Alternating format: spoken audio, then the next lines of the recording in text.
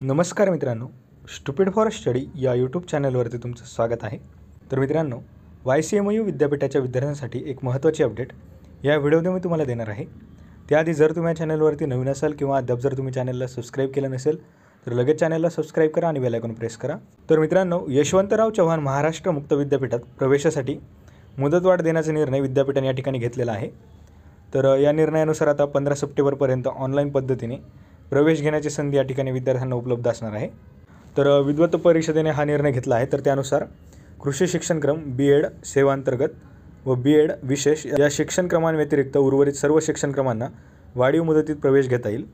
तर शैक्षणिक वर्ष 2024-25साठी ऑनलाईन प्रवेश प्रक्रिया सुरू आहे. तर यापूर्वी वाढून दिलेली जी मुदत आहे तर ती ऑगस्ट अखेरीस संपली होती.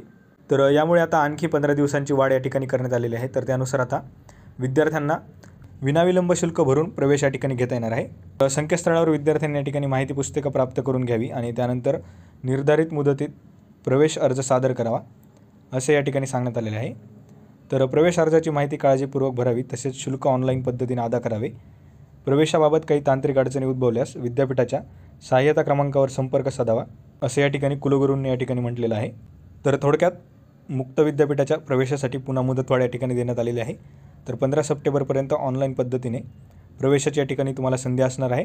तर सकाळ न्यूजपेपरने न्यूज दिलेली आहे. तुम्हाला व्हिडिओ आवडला असेल तर व्हिडिओला लाईक करा, चॅनलला सबस्क्राईब करा, तुमच्या मित्रांसोबत नक्की शेअर करा. अशाच महत्त्वाच्या एज्युकेशनल अपडेट्स आपल्या चॅनलवरती येत राहणार आहेत. तसेच डिस्क्रिप्शन बॉक्समध्ये दिलेले लिंकवरती जाऊन आपल्या टेलिग्राम चॅनलला फॉलो करायला विसरू नका. So thank you for watching.